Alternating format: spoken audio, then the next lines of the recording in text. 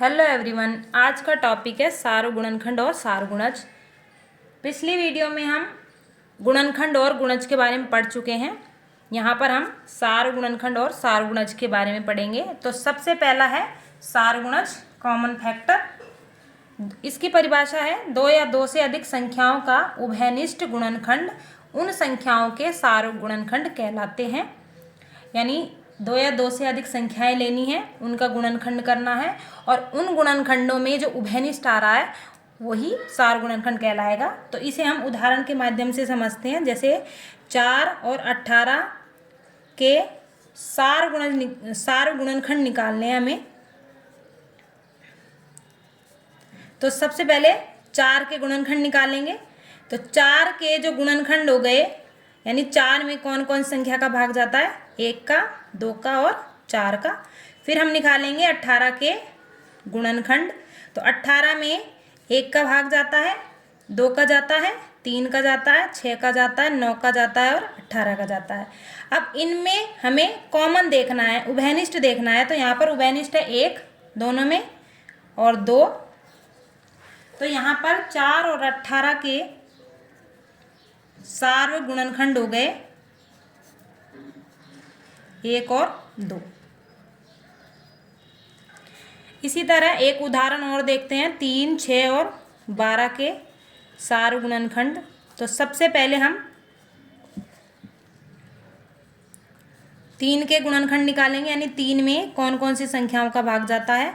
तो 3 में भाग जाता है 1 का और 3 का। फिर उसके बाद हम 6 के गुणनखंड निकालेंगे।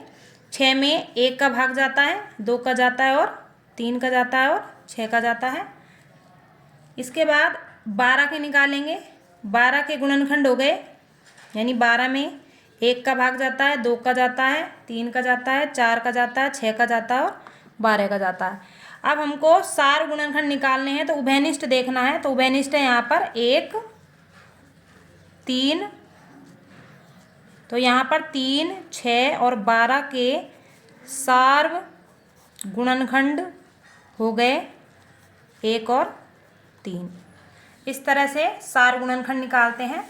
अगला है सार गुणज कॉमन मल्टीपल। इसकी परिभाषा है दो या दो से अधिक संख्याओं का उभयनिष्ठ गुणज उन संख्याओं के सार गुणज कहलाते हैं। यानी संख्याओं के हमें सबसे पहले गुणज निकालने हैं और उन गुणजों को निकालकर उनमें उभयनिष्ठ देखना है, तो वही सार गुणज कहलाएगा। इसे भी उदाहरण से समझते हैं। जैसे 5, 10 और 15 के सार गुणज निकालने हैं हमें।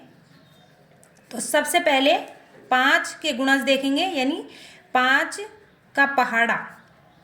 तो 5 का पहाड़ा होता है 5, 10, 15, 20, 25, 30।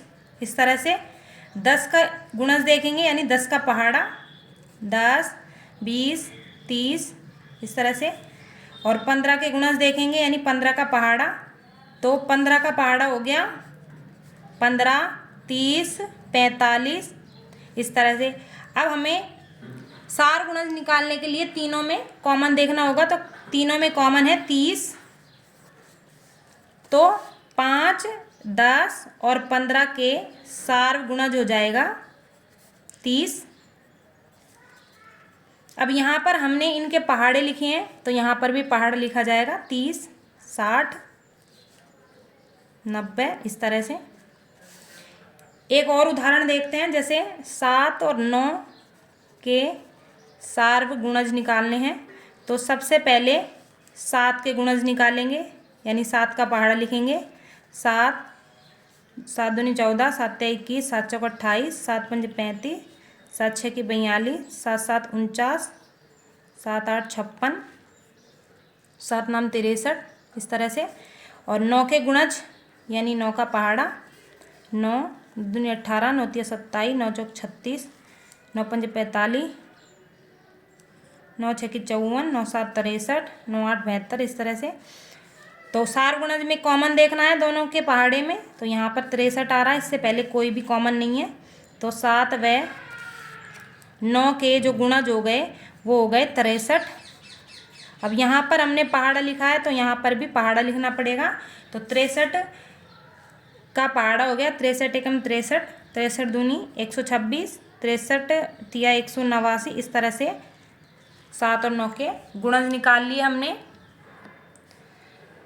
यदि एक अभाज्य संख्या दी हो और एक भाज्य संख्या दी हो तो दोनों को गुणा करके भी हम गुणज निकाल सकते हैं। जैसे 7 अभाज्य संख्या है और 9 भाज्य संख्या है, तो दोनों को गुणा करेंगे, 7 नाम 63, तो गुणा जो जाएंगे 63, इसका दुगुना कर देंगे, फिर 3 गुना कर देंगे, इस तरह से निकाल लेंगे। तो आज हमने सार गुणनखंड और सार गुणज निकालना सीखा। यदि वीडियो अच्छी लगी हो तो लाइक करें, शेयर करें और चैनल को सब्सक्राइब करें। Thank you.